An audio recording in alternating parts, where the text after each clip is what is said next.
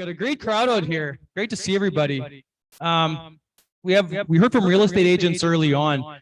Earlier in my career, I took the investment route, but I thought about, becoming a real estate agent at one point. And I heard a story the other day, and actually now a real estate license is now being recognized as a government form of ID, because apparently not everyone has a driver's license. Okay, groaner joke. I'll try one more. Realtor's walking down the street. He's had a pretty bad quarter, and he's wondering how he's going to make some money. So the devil appears and he says, "Hey, son, I can help you out here. I can give you the best quarter you've ever had. You're going to have 200 sales, and you're going to knock it out of the park. All you have to do is sign this contract in blood. So all you have to do is give up your soul, your wife's soul, and your child's soul." So the realtor looks at the devil and says, and the catch is what? Okay. Okay, on that. How many people do we have here from Edmonton? That's a lot. Any from Calgary? Okay, the door's over there. No, just kidding. Vancouver as well. So if you guys want to just put in the chat, I know we're broadcasting from Vancouver, but there's Zoom links everywhere. So if you want to just put in the chat where you're from, I'm always curious to know these things. Anyone else from somewhere else? Anybody from Ontario here today? Okay, we have a few from Ontario. Anywhere else? Maritimes? Montreal? Wow, you came all the way for this? Yes, that's the right answer. All right, thank you. All right, so I have a presentation here. I'm going to talk all about the profitability in multifamily today. So, those of you that were on the tour, there's a lot of questions coming. I kind of know what most people want to ask, but I basically have 10 profit centers that I want to discuss. We don't have a lot of time here, so I'm going to go through this as quickly as I can. I have quite a few slides. So who am I? We pretty much ran through this. I'm going to talk about the profit centers. I'm going to talk a little bit about purchase negotiations. I do have some myths and facts. I did a webinar a little while back because a lot of people think multifamily is this, crazy boogeyman that you can't get into. But in fact, I know a lot of people who've done multifamily as their very first deal. And I have a good friend in Edmonton that bought a building literally 2% down. So these deals do happen. And then we're going to talk about we're hosting a real estate summit in the fall that James is reluctant to join us with. Not reluctant, he's graciously agreed to join. Wrong choice of words. So we're going to talk about that at the end as well. So that's on that. So this is kind of my track record. This is a few of the buildings that I've purchased over the years. I think I'm at 13 now. So as again, I've been at this about 20 years. I try to do about one building a year. Very slow and steady pace. I've had years where I didn't buy any buildings. I've had years where I bought 2 or 3 buildings. So these are the 10 profit centers that I'm going to discuss today. And actually looking at James's building, there's one on there that I completely missed. And he's doing a complete repurchase just for the land value. So he's got a great chunk of land that's right close to the LRT. So what I should have on here is multiple exit strategies, multiple options. Maybe you don't want to hold it for cash flow forever. You have option to maybe condominiumize it. And in his case, he can take a wrecking ball to the whole thing and build something brand new. So he's in a fantastic market there. And even though I did look at that building when it came up for sale and I thought, man, that's expensive. James saw something that I didn't. And that's why he's got that building today.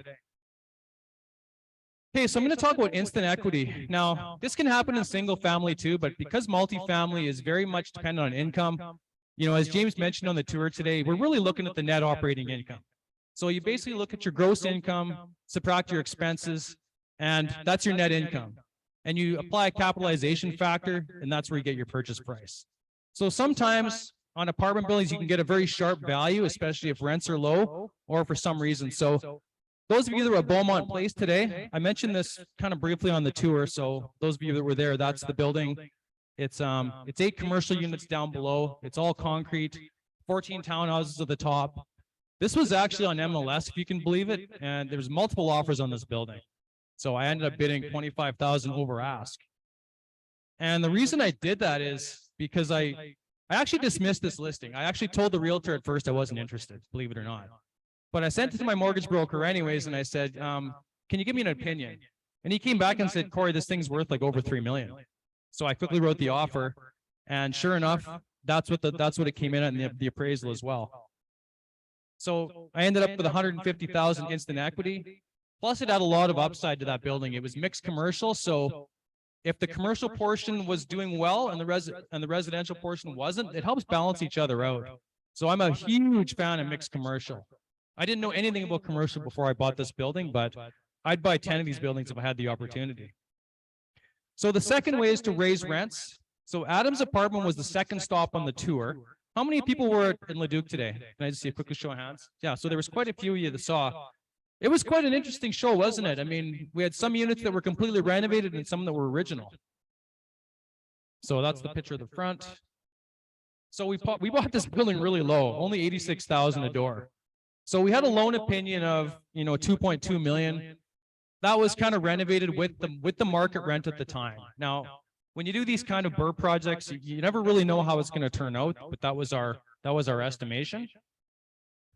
So we could have just filled it as is. As you can see, the vacancy on the left-hand side, we had a tremendous amount of vacancy. And that's why this building sat on MLS for over a year. They were asking about 110,000 a door. I think they had 5 or 6 offers fall through.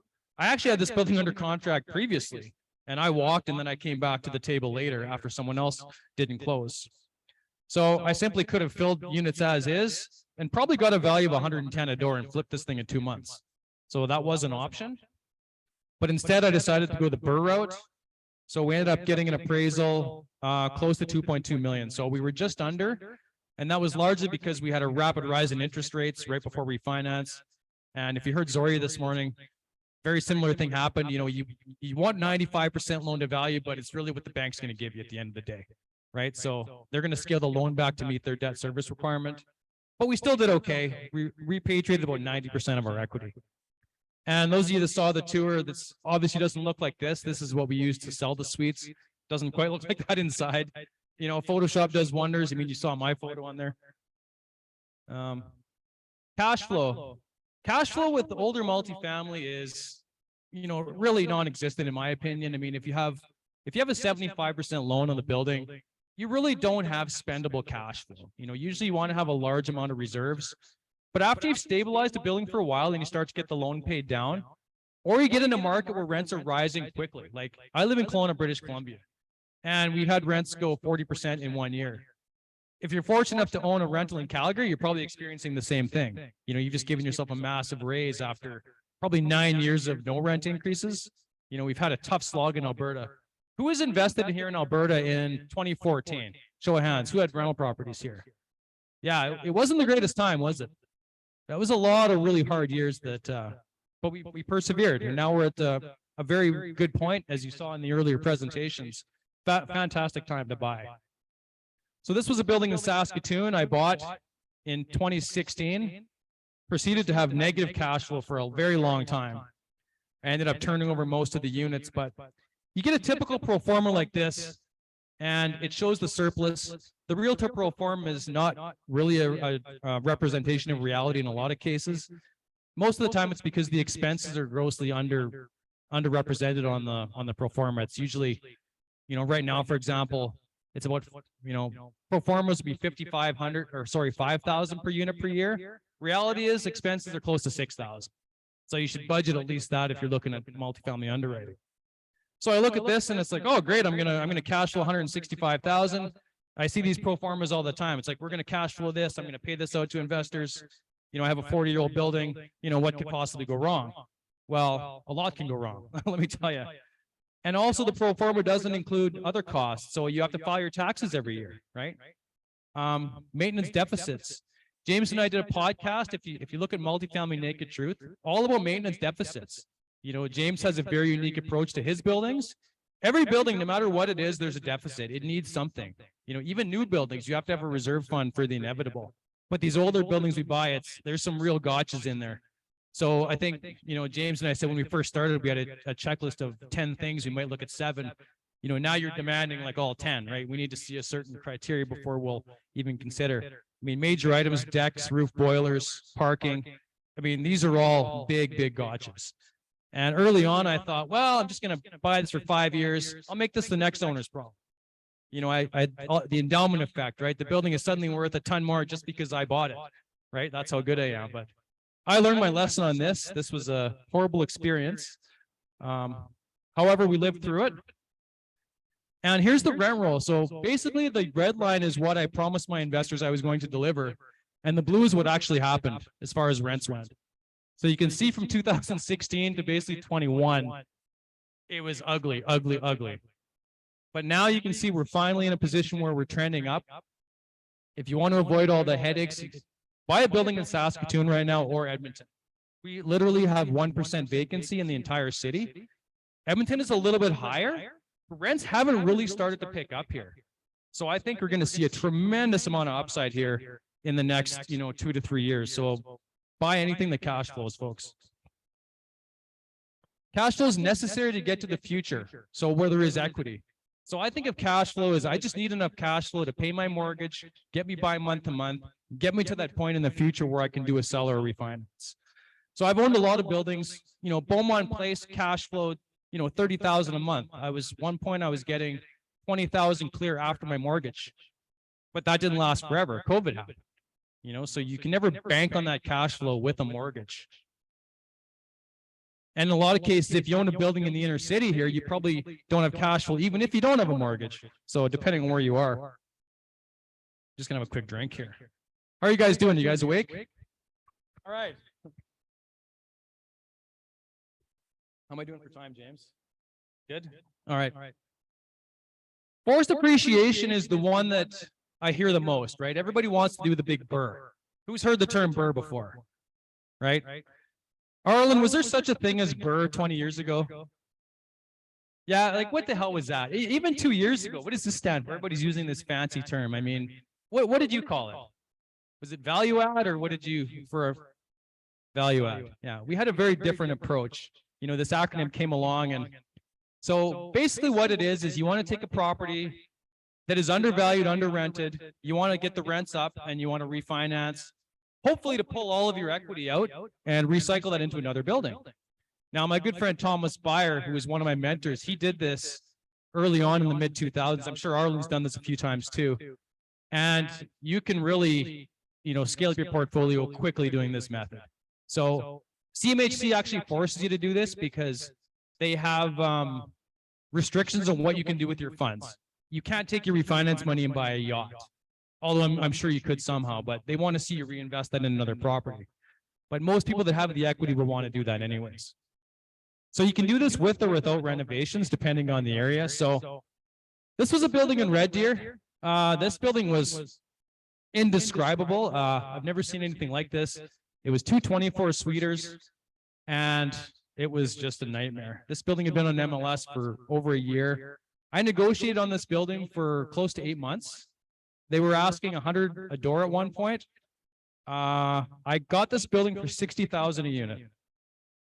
And you can see why, right? I mean, this is just the tip of the iceberg. Now, show of hands, who would want to take on a project like this? Yeah, all right, that's what I want to hear. Why? Why do we want to do that? Make a ton of money in a short period of time.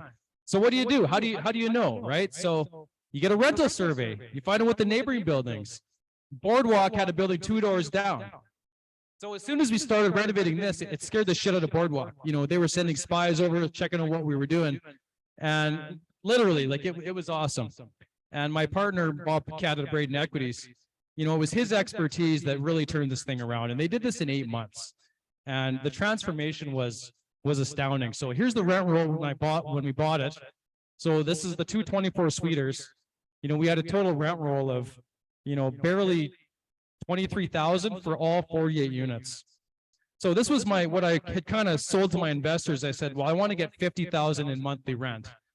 And I really had no idea how I was going to pull it off. I didn't know the Red Deer market at all, but I was really relying on my partner, property manager. And this is what Raleigh Square looks like today. Thank you. Yeah, I'd love to take credit for this one all day long, but it was a great partnership. So when you get a chance, like there's a ton of expertise in this room. Like if you see Shirley in the back, she's a little shy. They own multifamily. There's a lot of people here who own multifamily. Tons of people you can talk to that have done similar things. So Zoria's here too. Zoria was on the tour at the beginning. She's done a lot of stuff. She does newer builds. So if you guys want to learn about new builds, talk to her. And of course, James and Adrian, They have multifamily here as well. And that's kind of what it looks like today. So very proud of that job. The numbers on this, we bought this building for $3 million, 2.7 million VTB. So what percentage down is that? 10%, right? You know, it's 300,000 down is all we had to pay for that. So after 8 months, this was the first actual BRRRR that I could say that I did. We ended up with a value of almost 130 to our 5.4 million. So we spent about $1 million on the upgrades. So the total close with the close and the upgrades was about $1 million, and we pulled out about 2.4 in equity in 8 months. So that's definitely the sharpest deal that I've ever done. Okay, so who's excited about that? Because now it's kind of boring, but there's other avenues of value. I got to cover these all for completeness. So really, why I buy a building is market appreciation. I never ever bought a building to do a BRRRR until recently. I never used CMHC financing. I did 5-year buy and hold, conventional financing, 25% down. And the reason I did that is because I could shield my joint venture partners from having to sign a personal guarantee.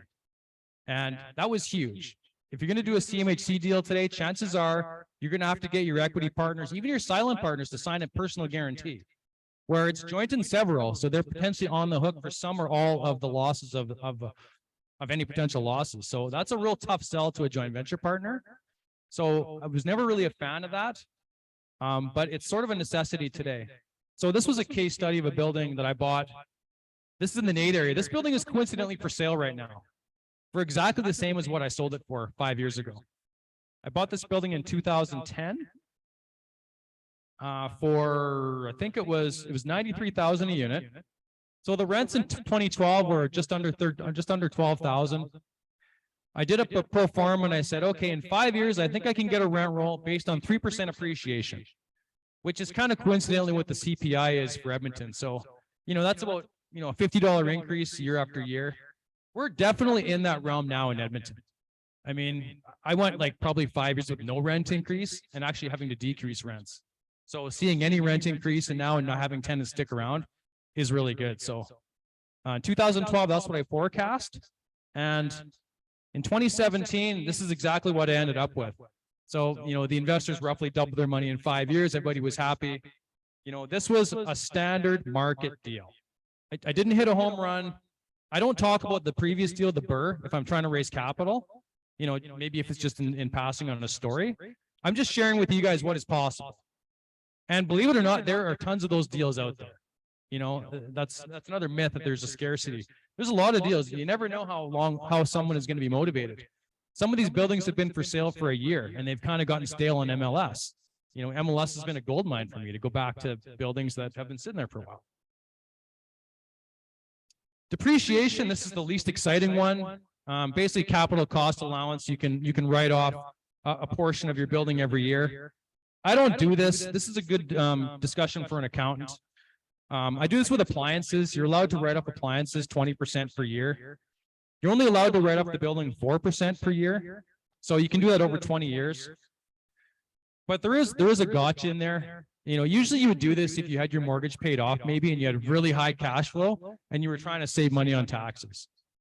But the gotcha is if you ever sell this property, you know, CRA has a recapture, you know, so CRA will eventually get their money. I just kind of demonstrated here how you would depreciate a fridge versus a building. Again, not the most exciting thing, but it is a profit center in apartment buildings worth mentioning. And a lot of these do apply to single family as well. Leverage. Now, leverage is another reason why we're in this, because you're not buying a building in cash, you know. Generally purpose, if you're putting 25% down, you're getting a 4-to-1, you know, ROI for your cash invested. So I had a building that I used a little bit different leverage. I just wanted to talk about different examples and kind of how it plays out. So it's a bit of a delicate balance. You know, I mentioned most of my JVs, I did 4-to-1 leverage, which was 25% down. I wanted to have some principal payment. Nowadays, principal payment, which I'm going to talk to next, has almost completely disappeared. People aren't even really thinking about that anymore because we're going to 35, 40, now 50-year amortizations with CMHC MLI Select. So, you know, people have almost written that off. But, you know, I like the mortgage paid on portion because That's the only part that's kind of guaranteed that you know that you're going to get at the end. Standard CMHC was 15% down, so you could really increase your leverage. So if the building went up 10%, your return was significantly higher if you use CMHC. Now, the MLI Select program, if you're lucky enough to do this, and I'm actually buying a building right now. I was a harsh critic on MLI Select a year ago, but I've kind of come on board now after I've realized that I was literally the only one who wasn't doing it. Like literally. I talked to several mortgage brokers, and Zori and I've had many conversations about MLI Select, and I'm kind of on board now. We'll see how it plays out. You are locked into rent control, so that's the only disadvantage. There's probably other disadvantages, but 20-to-1 leverage. So you buy a building with 5% down. I mean, we're buying a 12-suite or 1.2 million for maybe 50 grand. That's like less than a house, right? So, right at the beginning of this rent cycle. So there's really good returns that are going to be coming. So this building in Saskatoon, this was because of debt coverage. Now, the bank's only going to lend you an amount that there's a healthy cushion between what your net income is and what your mortgage payment is. So in this case, I had to put quite a bit down. It was like 43% down. And then the building ended up also needing a lot of work. So this is why I've actually held this building now for 10 years versus only 5. Because the amount of leverage. Now, if the building goes up 30% in value, that was always my staple to pull the trigger on either a refinance or a sell.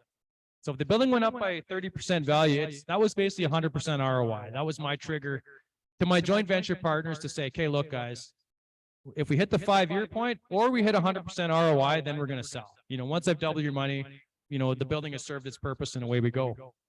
So in the past, that was 30% increase in value. Today, multifamily today, man, like you can buy, I wouldn't say decent buildings, but you can buy buildings for 100 a door, that you can add value to. 2014, like 9 years ago, buildings were what, 125, 130 a door. I mean, even in Queen Mary Park, Adrian and I had an awesome discussion about this morning over breakfast. Just how much Edmonton is, I wouldn't even necessarily say behind, but it's now just hitting the radar, especially because of this MLI Select program. Principal pay down, again, this one's not overly exciting, but this is what you get when you pay your mortgage down. So again, I should have taken that bloody picture out of there. Okay.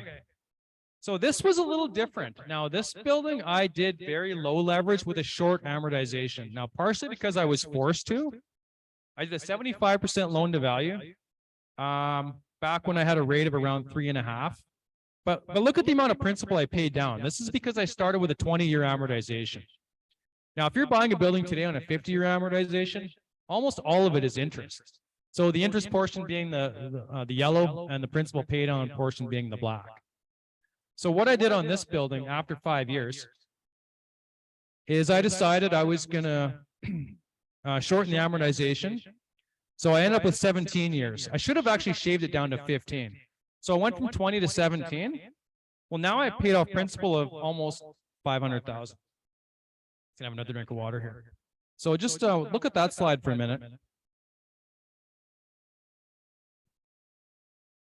Who here has heard of Terry Peranich in Edmonton? Does anybody know Terry?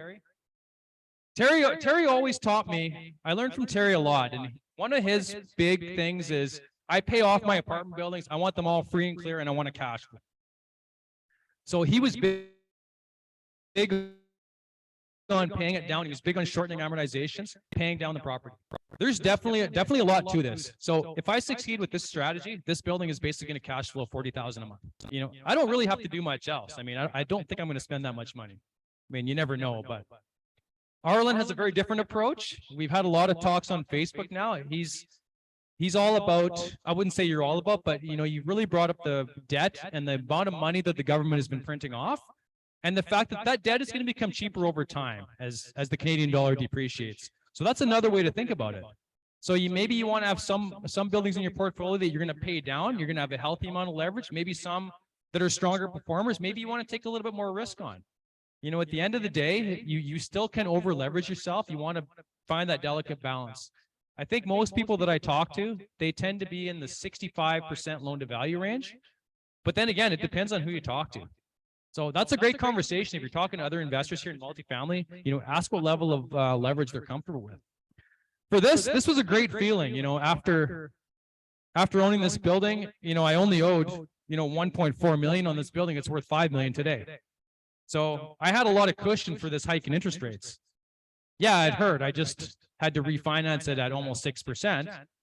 But lenders are getting a lot more strict now. They're scaling loans back. They're really starting to look at the debt coverage. Cap rates are starting to come up. I talked to someone the other day, and cap rates on commercial downtown here used to be, your high rises used to be 4%. Now they're like creeping up to 5%. So multifamily, they could be underwriting more strict as we go. So this is one of the things that we have to keep an eye on as investors. So this is the final step here. So if I end up pulling this off, I'll pay this building off completely in 18 years. So me and the joint venture partners will own this one outright. And this is simply because it's had the cash flow to pay it. Now, if you guys saw that building, it looks beautiful today. It didn't always look that way. We spent about 50,000 on the signs. We had to arm wrestle the town of Beaumont. Who's familiar with Beaumont? Anybody? Fabulous town. Their city council is painful. It's they're very strict about their French. It's a bilingual town. They want to have all the signs in English and French. So it took us almost a year to get the permits just to put those signs up. Kind of funny story. And then we ended up spending $120,000 on the roof. And that was another gotcha. I knew I had to do the roof. I had a life of about 5 years. I thought, I can get away with selling this building and offloading this problem onto someone else. Every single time I've said that to myself, I've been caught every single time. Sure enough, the roof leaked, the hot water tank went, decks, you name it. So those maintenance deficits are huge. So repatriation of equity, this kind of goes with the BRRRR strategy. It's not really on its own. So this was actually my first apartment building that I ever bought. It was kind of an accidental BRRRR.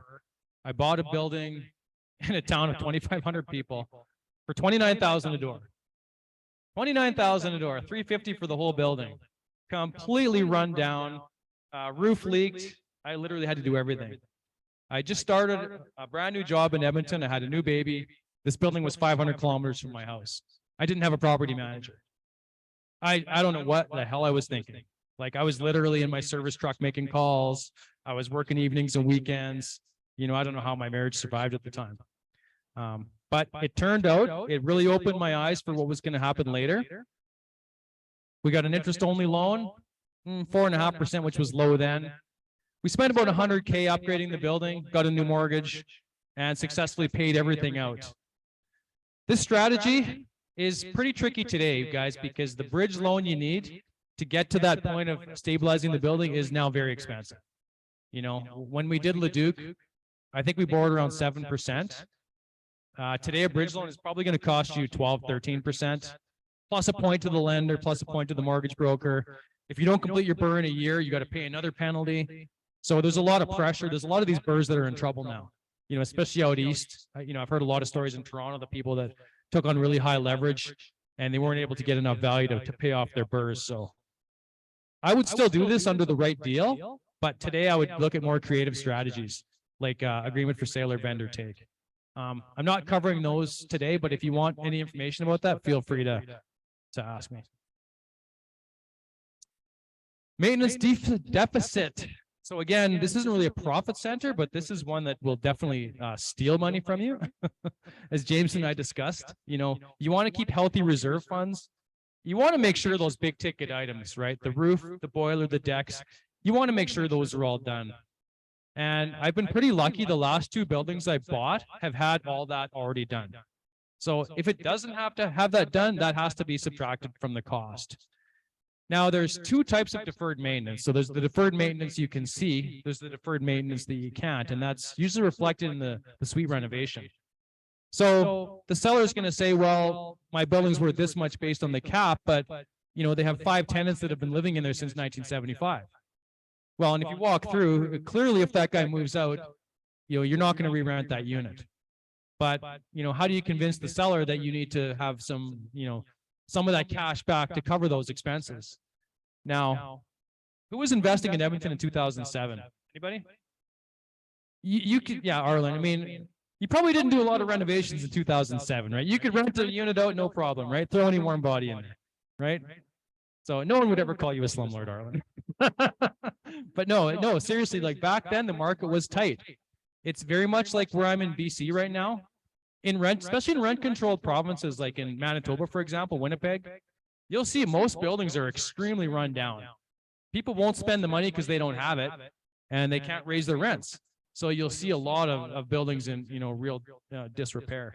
So this is a big gotcha in multifamily.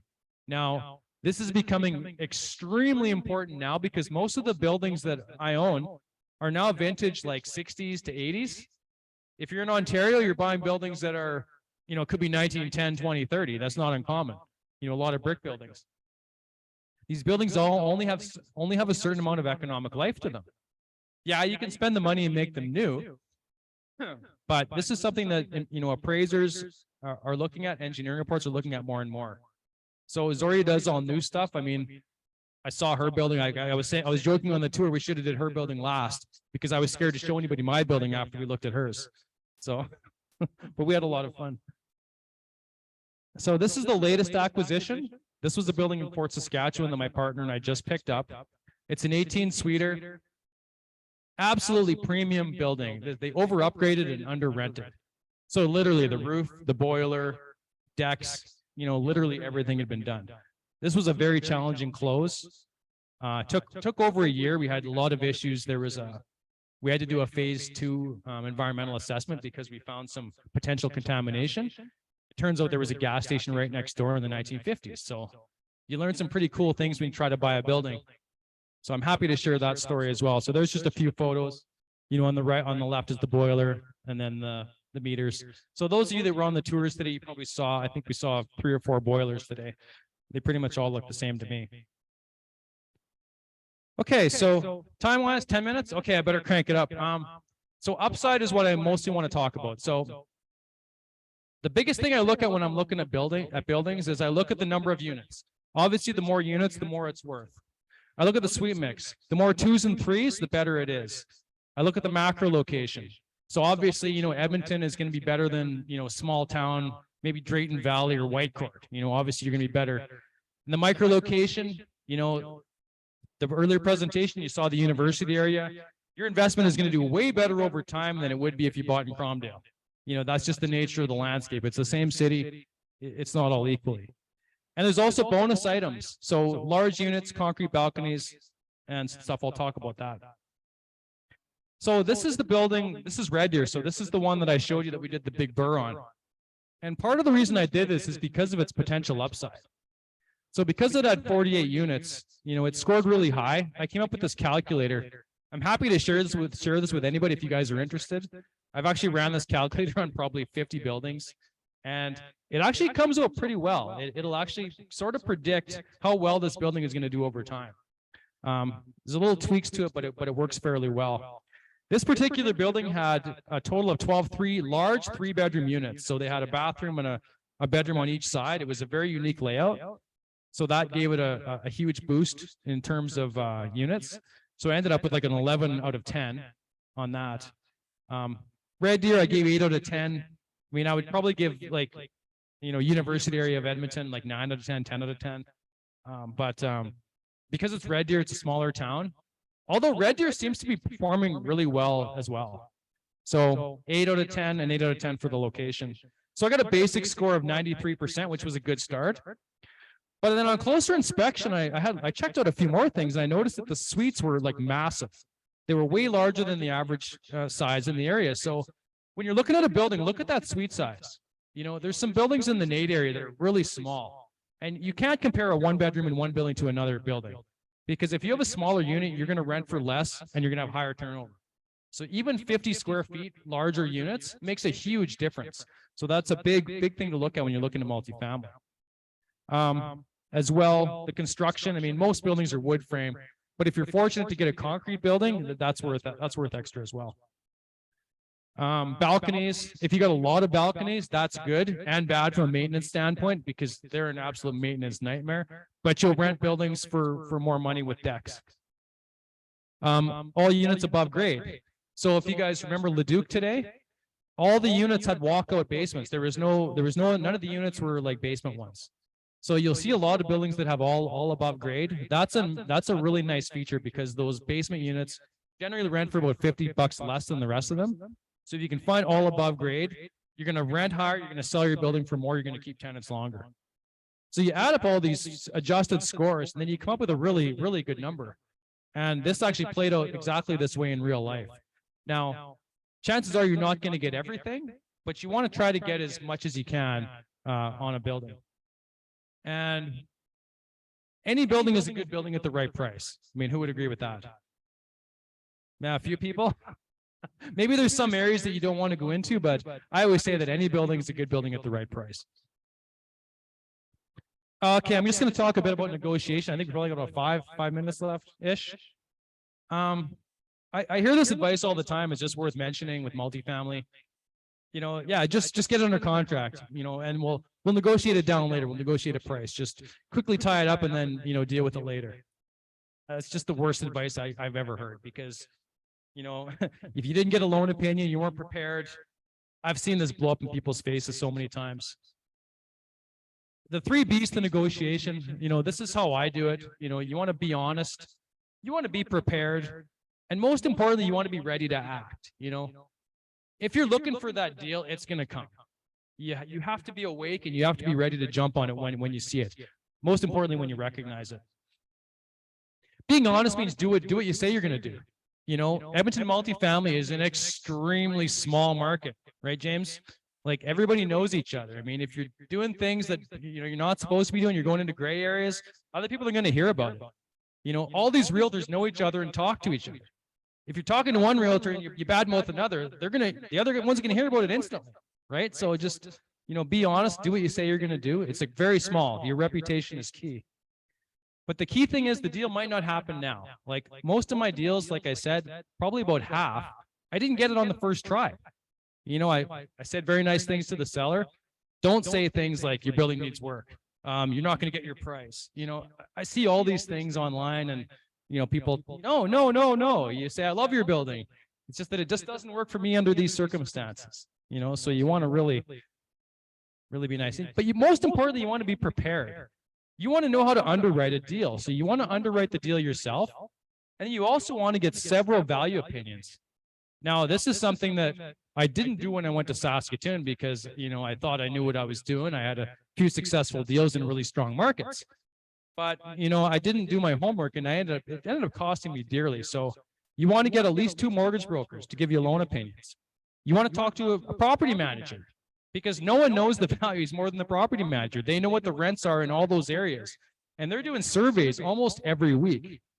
Now, it's not like Ontario where you don't do rent surveys. You could have a building that has rents at, 655, 2,055, rents are all over the place because of rent control. In Edmonton, if you're in any given area, chances are in a similar condition building, the rents are pretty close. So you want to get the opinion of what the market rent is before you make an offer. Whether the building's under rented or over rented, you really want to know that. You want to be firm. So when you get it under contract, there is a time to retrade it, which is going back for a haircut. I don't do it unless I have to.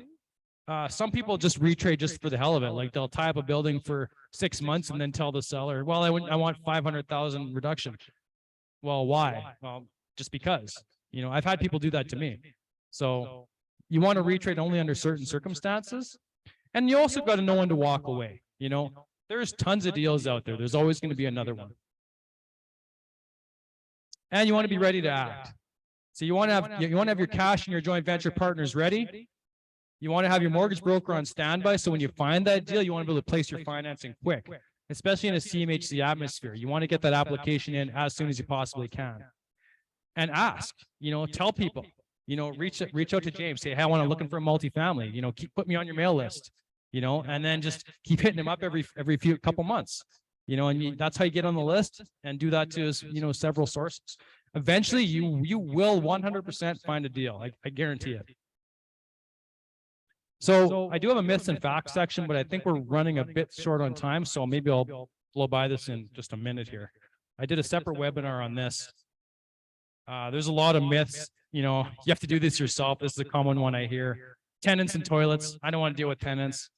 Well, you have property managers. The myth is you have to be an experienced investor. No, this is perfect for hands off because your property managers literally do everything. This is their business. You got to be rich. This is the other one I hear oftentimes.